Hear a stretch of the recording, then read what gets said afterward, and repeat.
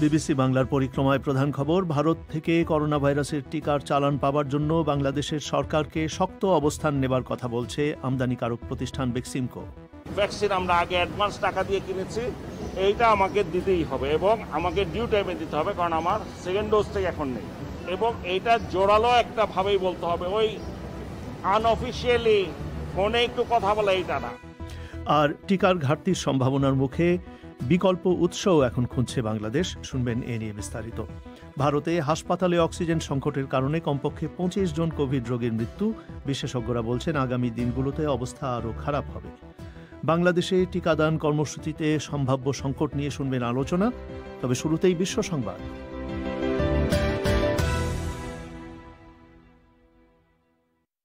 BBC Bangla বিশ্ব সংবাদ পড়ছি মিজানুর রহমান খান। ইন্দোনেশিয়ার সামরিক বাহিনী বলছে গত বুধবার থেকে নিখোঁজ থাকা সে দেশের নৌবাহিনীর একটি সাবমেরিন সাগরে ডুবে গেছে। বালি দ্বীপের নিকটবর্তী সমুদ্রে নিখোঁজ হওয়া সাবমেরিনটিতে 53 জন নাবিক ছিল। অনুসন্ধান দলগুলো সাগর থেকে সাবমেরিনের ভাঙা টুকরো ছাড়াও জায়নামাজের মতো আরও কিছু জিনিস উদ্ধার করেছে, যা নৌযানটির ভেতর থেকে আসা। ধারণা করা হচ্ছে যে সাবমেরিনটি 850 মিটার নিচে ডুবে আছে। মিয়ানমারের সেনাবাহিনীর প্রতি বিক্ষোভকারীদের হত্যা বন্ধ করার আহ্বান জানিয়েছেন দক্ষিণ পূর্ব এশিয়ার দেশগুলোর নেতারা। ইন্দোনেশিয়ার রাজধানী জাকার্তায় এক সম্মেলনে এই আহ্বান জানানো হয়। এ সম্মেলনে মিয়ানমারের নতুন নেতা জেনারেল মিন অং লাইং যোগ দিচ্ছেন। তার উদ্দেশ্যে মালয়েশিয়া ও সিঙ্গাপুরের নেতারা বলেছেন, সহিংস পন্থায় সামরিক শাসন বিরোধী বিক্ষোভ দমন অবশ্যই বন্ধ করতে হবে। সম্মেলনে আগত নেতারা রাজনৈতিক বন্দীদের মুক্তি দেবার জন্য মিয়ানমারের প্রতি আহ্বান জানিয়েছেন। মার্কিন যুক্তরাষ্ট্র জনসন অ্যান্ড জনসন কোম্পানির তৈরি করোনা ভাইরাসের টিকার বিতরণের উপর যে নিষেধাজ্ঞা দিয়েছিল তা তুলে নিয়েছে। এই টিকাটি, যা করোনা ভাইরাস সংক্রমণ ঠেকাতে একবারই দিতে হয়, তার সাথে রক্ত জমাট বাঁধার সম্পর্ক আছে বলে সন্দেহ দেখা দেবার পর এর বিতরণ বন্ধ রাখা হয়েছিল। তবে এক পর্যালোচনার পর বলা হয় টিকাটি নিরাপদ, কার্যকর এবং এর ঝুঁকির চাইতে সুফল অনেক বেশি। ফিলিস্তিনে গাজা এলাকায় গত রাতে ইসরায়েলি যুদ্ধ বিমান থেকে আক্রমণ চালানো হয়েছে। এর আগে দক্ষিণ ইসরায়েলে ফিলিস্তিনিরা রকেট নিক্ষেপ করে। ইসরায়েলি বাহিনী বলছে তারা ফিলিস্তিনি হামাস গোষ্ঠীর ব্যবহৃত বেশ কিছু স্থাপনার উপর আঘাত এনেছে, তবে কোনো হতাহতের খবর পাওয়া যায়নি। ভারতে করোনা ভাইরাসের প্রকোপ ব্যাপকভাবে বাড়তে থাকার মধ্যেই রাজধানী দিল্লির একটি হাসপাতালে অক্সিজেন সংকটের কারণে কমপক্ষে 25 জন গুরুতর অসুস্থ কোভিড রোগী মারা গেছেন। হাসপাতালের ডাক্তাররা বলছেন হাসপাতালে অক্সিজেনের সরবরাহ পৌঁছাতে দেরি হয়েছে বলেই এ সংকট তৈরি হয়। অক্সিজেনের সরবরাহ ও পরিবহন নিশ্চিত করতে সরকার ট্রেন ও বিমান বাহিনীকে কাজে লাগাচ্ছে।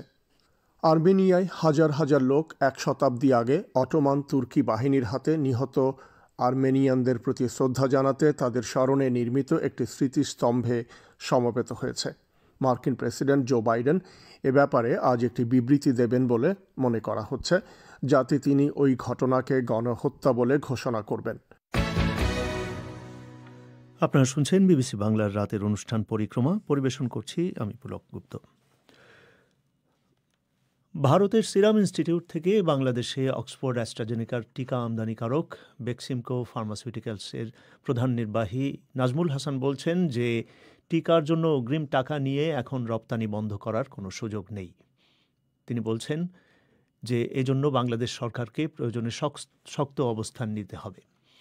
অন্যদিকে বাংলাদেশে টিকার ঘাটতির এই সম্ভাবনা দেখা দেবার প্রেক্ষাপটে সরকার বলছে যে ভারতের সঙ্গে এখনও জোর কূটনৈতিক তৎপরতা চলছে এবং বিকল্প উৎস হিসাবে চীন আর রাশিয়ার টিকার কথাও ভাবা হচ্ছে।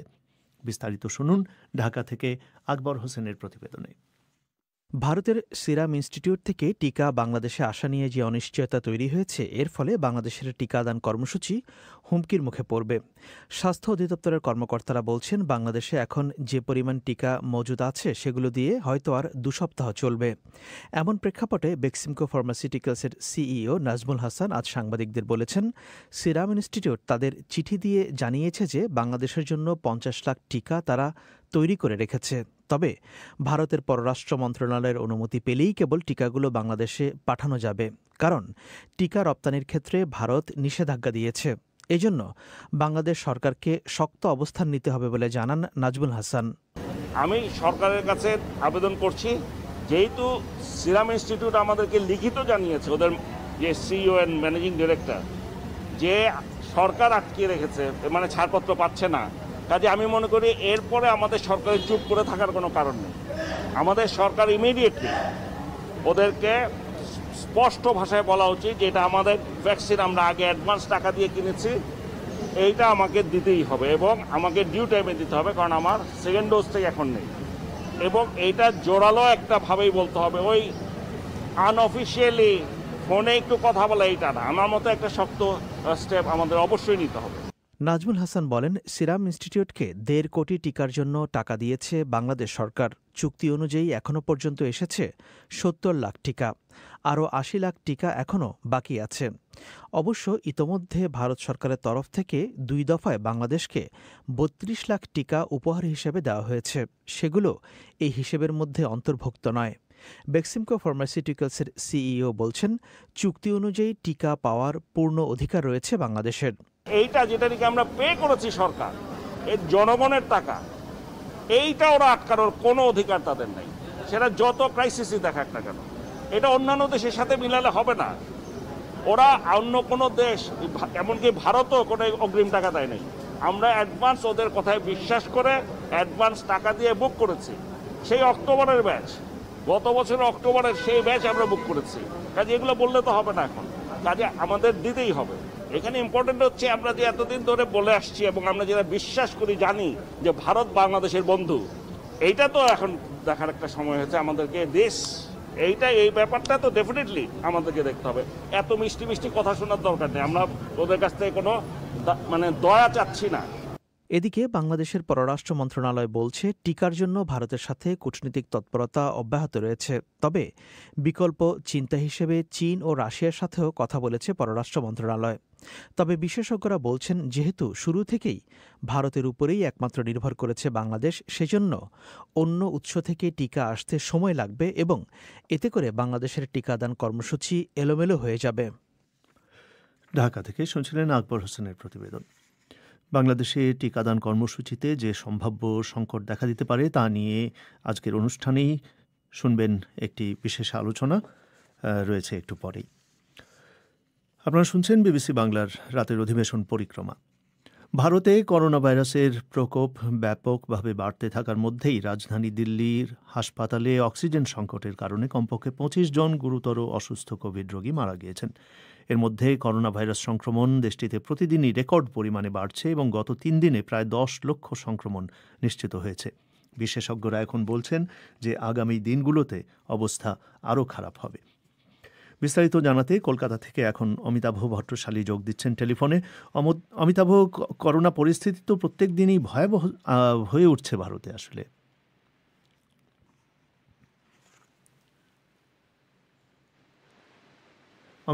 অমিতাভ, আপনি কি শুনতে পাচ্ছেন? পুলক, শুনতে পাচ্ছেন? হ্যাঁ হ্যাঁ, বলুন। যে করোনা পরিস্থিতি তো ভারতে ভয়াবহ হয়ে উঠছে প্রত্যেক দিনই। ঠিকই, পরিস্থিতি সত্যি ভয়াবহ রূপ নিচ্ছে। প্রতিদিন ৩ লক্ষের ওপরে নতুন করে করোনা রোগী পাওয়া যাচ্ছে এবং মৃত্যুও হচ্ছে প্রায় ২৫০০-এর ওপরে।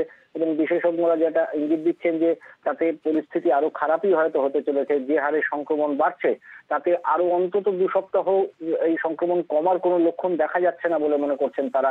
মৃত্যুর সংখ্যাও বাড়বে বলেই আশঙ্কা হচ্ছে। বড় শহরগুলোর হাসপাতালে শয্যা নেই।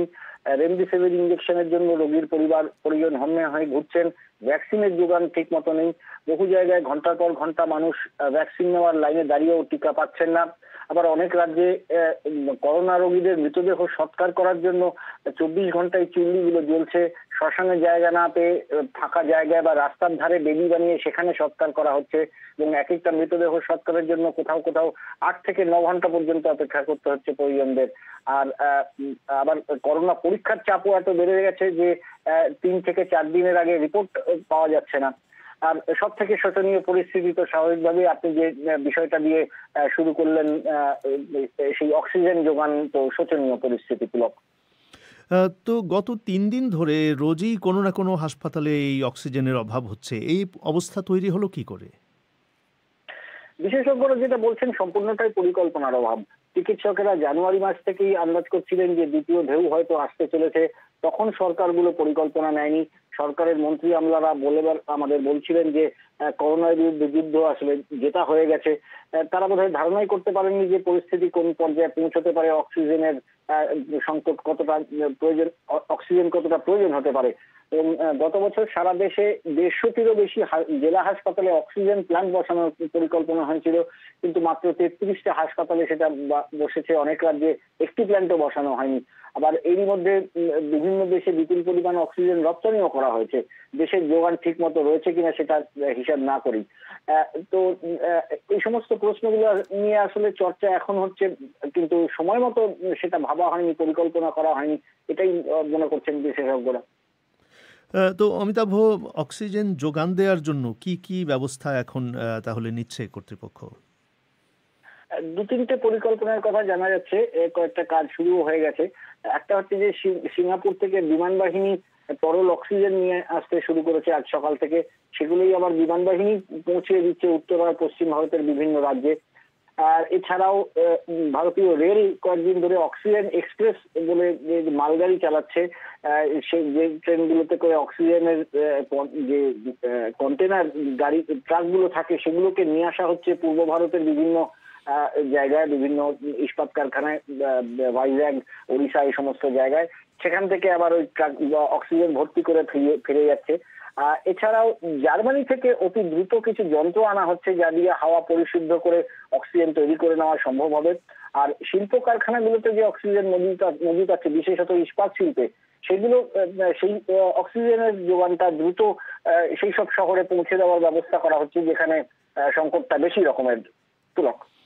অমিতাভ, আপনাকে অনেক ধন্যবাদ। কলকাতা থেকে কথা বলছিলেন বিবিসি বাংলার অমিতাভ ভট্টশালী। আপনারা শুনছেন রাতের অনুষ্ঠান পরিক্রমা। এবারে রয়েছে বিশেষ আলোচনা। বিশেষ আলোচনাটি পরিবেশিত হবে ঢাকা স্টুডিও থেকে। সেখানে আলোচকদের নিয়ে অপেক্ষা করছেন আকবর হোসেন। আকবর।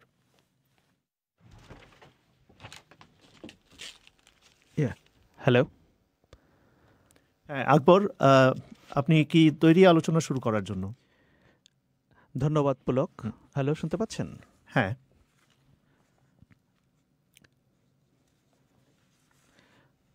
হ্যাঁ আকবর।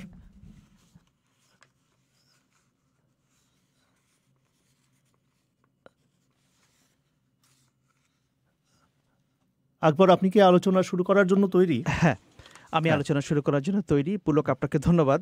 একটু কারিগরি সমস্যা হচ্ছিল, সেই কারণে এটি একটু দীর্ঘায়িত হচ্ছিল। আপনাকে ধন্যবাদ।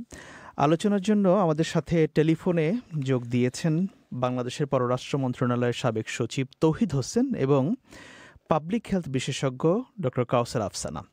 আপনাদের দুজনকে অসংখ্য ধন্যবাদ টেলিফোনে আমাদের সাথে যোগ দেওয়ার জন্য। তৌহিদ হোসেন, প্রথমে আপনার কাছে আসি যে টিকা নিয়ে এক ধরনের অনিশ্চয়তা তৈরি হয়েছে এবং আগামী 2 সপ্তাহের মতো চলবে টিকা যা আছে। তো এমন প্রেক্ষাপটে ভারত থেকে টিকা আমদানি বা আসার বিষয়টি অনিশ্চয়তার মধ্যে পড়েছে। আপনার কাছে কি মনে হচ্ছে যে কূটনৈতিক তৎপরতা এক্ষেত্রে কতটা কাজে লাগবে বা কতটা করা হচ্ছে? ধন্যবাদ। কূটনৈতিক তৎপরতা কতটা কাজে লাগবে এটা নিয়ে তো নিশ্চিন্ত হওয়া যাচ্ছে না। ভারতের পরিস্থিতি তো ভয়াবহ আমরা জানি এবং আমাদের পূর্ণ সহানুভূতি সেজন্য আছে। কিন্তু একটা বিষয় যেটা আছে সেটা হলো যে টিকার ব্যাপারটা কিন্তু আমাদের প্রথম ব্যাপার ছিল যে আমরা শুধু এককভাবে শুধু ভারতের সাথেই চুক্তি করেছিলাম এবং ভারতের উপরে নির্ভরশীল ছিলাম। এবং এটা কিন্তু একটি কমার্শিয়াল চুক্তি। একটি কমার্শিয়াল কোম্পানি, ফার্মাসিউটিক্যাল কোম্পানি আমাদের এখানকার, এবং ভারতের একটি প্রডিউসিং কোম্পানি, সেটাও একটা প্রাইভেট কোম্পানি।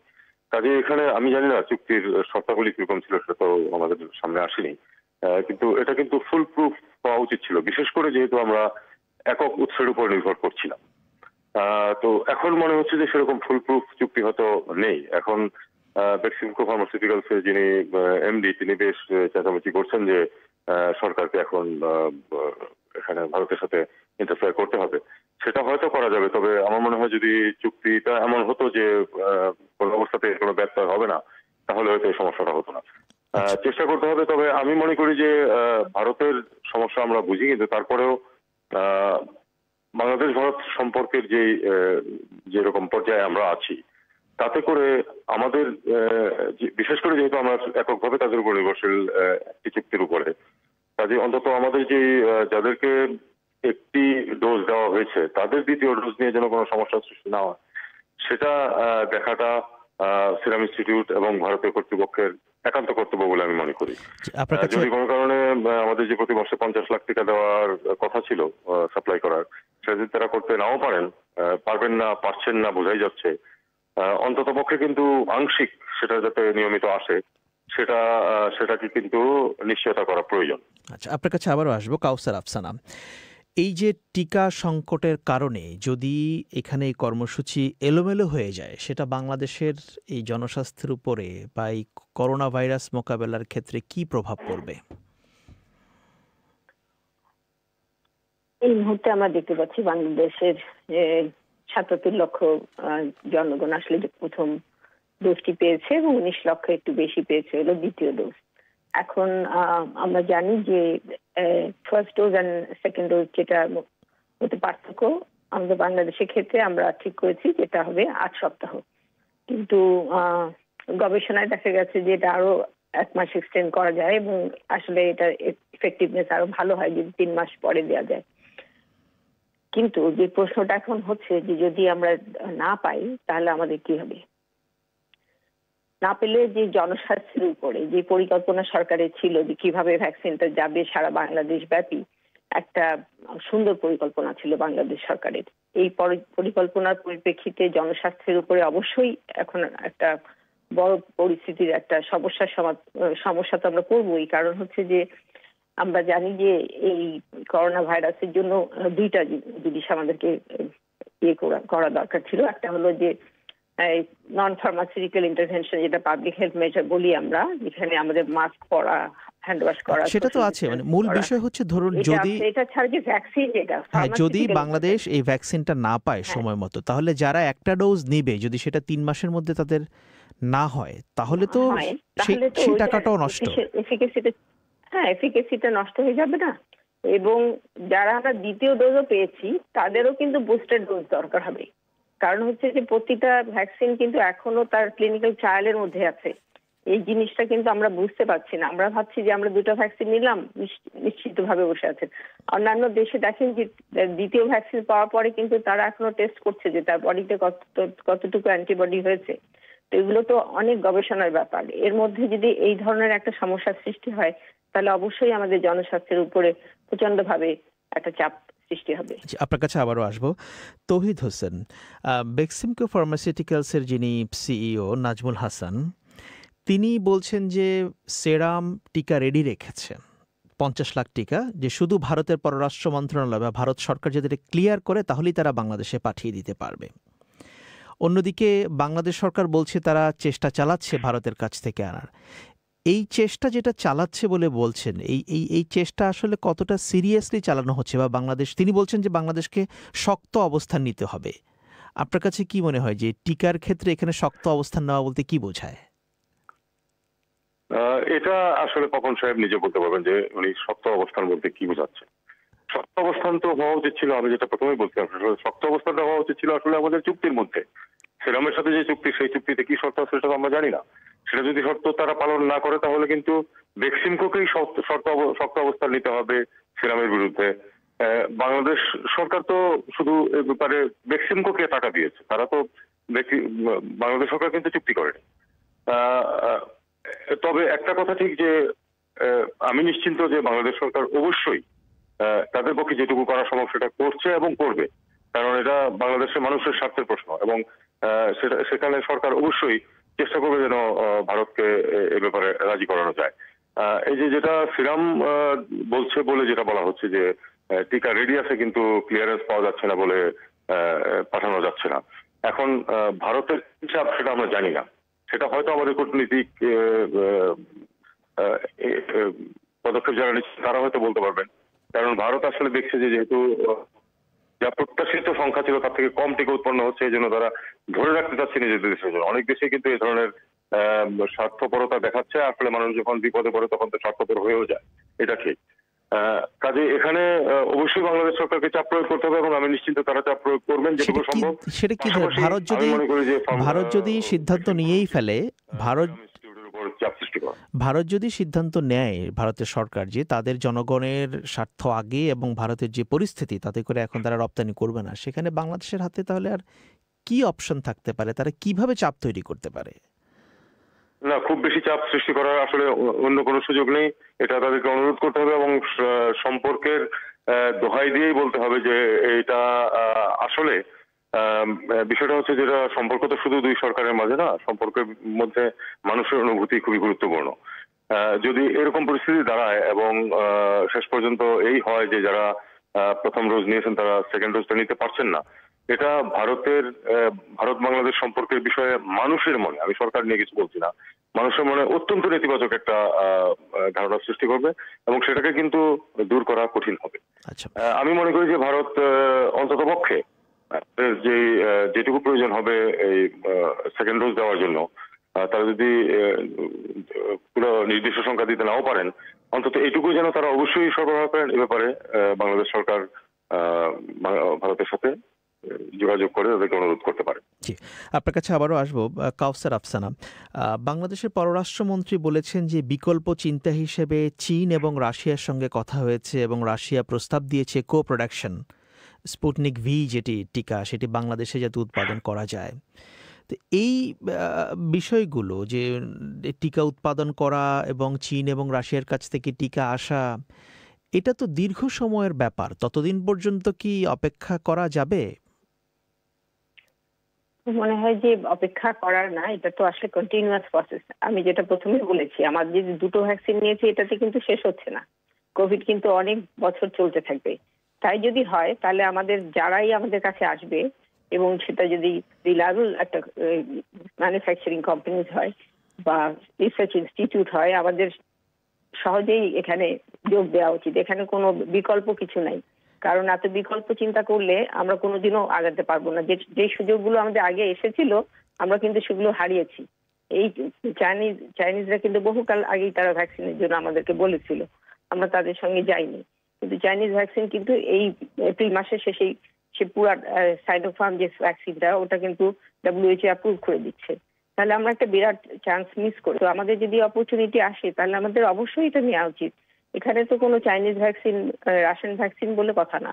ভ্যাকসিনের এফিকেসি কি ওটা দেখে ভ্যাকসিনের আমাদের কো প্রোডাকশন, আমরা নিজেদের সুযোগও হয়েছিল ভ্যাকসিন ট্রায়াল দেওয়ার, সেটাও আমাদেরকে শুরু করতে পারলাম না। এখানে যদি ধরুন বিষয়টা কি এরকম হয় যে ধরুন এক কোম্পানির যাদের ভ্যাকসিন প্রথম ডোজ দেওয়া হচ্ছে তাদেরটাই কি দ্বিতীয় ডোজ দিতে হবে?